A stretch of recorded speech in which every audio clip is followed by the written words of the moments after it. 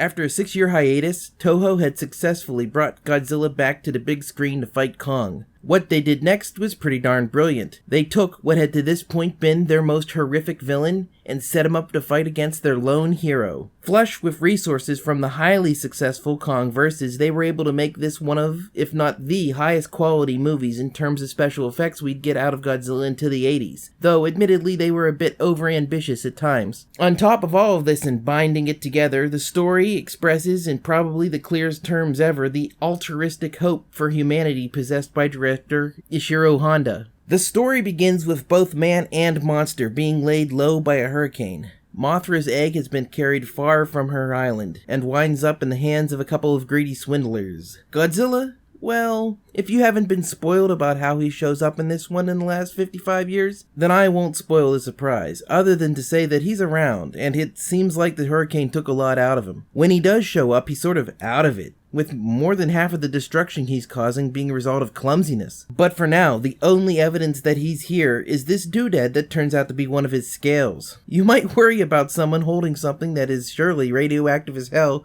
but don't worry, I'm told it's the equivalent of a chest x-ray. And anyway, anyone who's handled it gets cured twice, once with science and once with magical Mothra juice. As the story lets the strange thing found in the water fade into the back of your mind, it turns to the problem of Mothra's egg. What we get here is a sort of lower stakes retelling of the story from the original Mothra. Mothra's egg doesn't need as much rescuing as the twins did back then. Once it does hatch, nobody will be able to stop the larva that emerges. The girls are pretty much only here to try and prevent anyone from getting harmed when that happens. But these guys are pretty unreasonable, and the Shobijin eventually leave, now with much less faith in outsiders. And it wasn't like they had much to begin with in the first place. As that situation becomes untenable, it is realized that the doodad is radioactive. But the investigation into the source is barely underway when Godzilla shows up. What follows for the rest of the movie is the best fight humanity ever gives Godzilla with plausible weapons. If you count these Tesla Tower things as plausible. It's a straight-up, constant bombardment. In a scene shot exclusively for the international release, they even call in American battleships to take a crack at the King of the Monsters.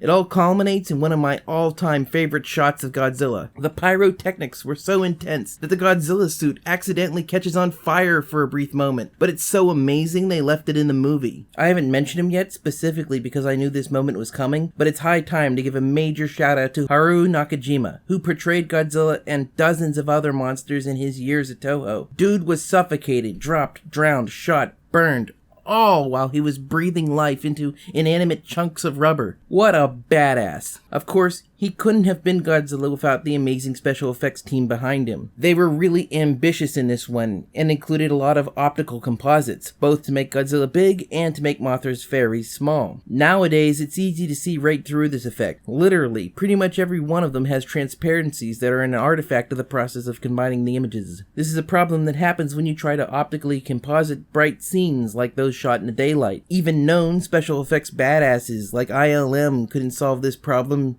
at one of their peaks of power. It wouldn't be until the advent of digital methods in the late 90s that things could be as seamless as they are today. Nowadays, even a schlub like me can make a decent go at it with some effort, which proves an interesting point. Being able to do something is great and all, but you need to have the ambition and vision to come up with these images. And that's why I believe these early special effects transcend their quality as perceived today and stand the test of time. And it doesn't hurt that none of these effects are frivolous. All are required to tell the story at hand. By the way, I really like this shot too. I'm pretty sure it's a reference to Godzilla's very first appearance from behind the mountain in '54.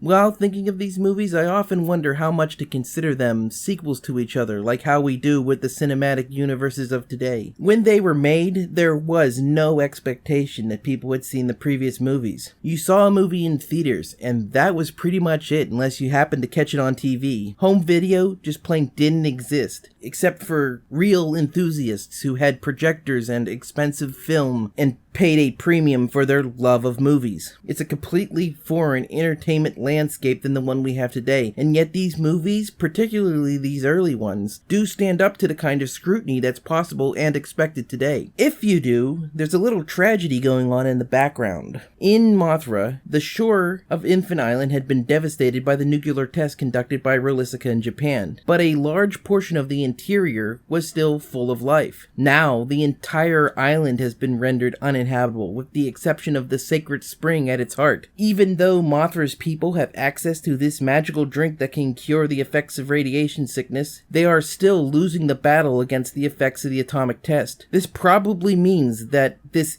infinitely valuable resource to the world will be destroyed by the arrogance of man, just like Dr. Yamane worried about back in the original Godzilla. I love the message of this movie, that helping out your fellow man, even if you've wronged each other in the past, ultimately helps yourself. As someone who's been brainwashed by a lifetime of Star Wars obsession into believing that all life is connected on some fundamental level, this resonates with me like crazy. If the people of Infant Island didn't send Mothra to help Japan, then Mothra's egg would have been destroyed by Godzilla. I would recommend the dub here because the message is much clearer there. In the original Japanese version, the possibility that the egg is in danger is one of the first arguments that our heroes use before winning the people over with an appeal to their common humanity. But in the translated version, the egg is not ever brought up as a reason to help, and it's only realized that Godzilla is on his way towards the egg when everyone is back in Japan. This removes any idea that the islanders may be acting selfishly, and Mothra being there just in time to save the egg feels like some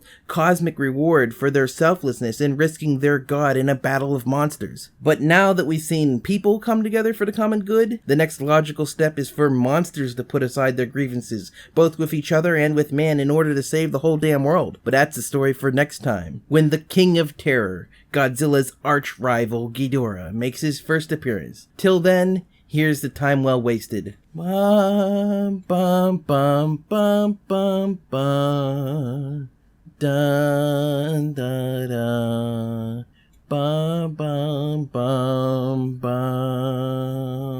Dun.